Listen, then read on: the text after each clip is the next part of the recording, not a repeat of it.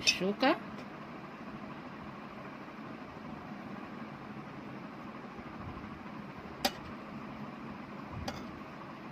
بالطريقة دي.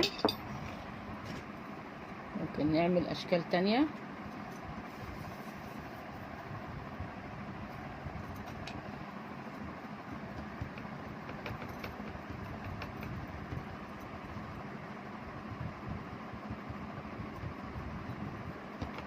مع الشكل ده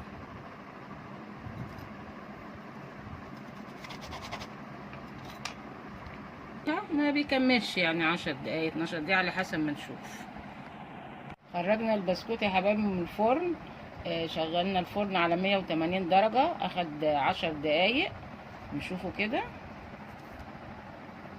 اهو.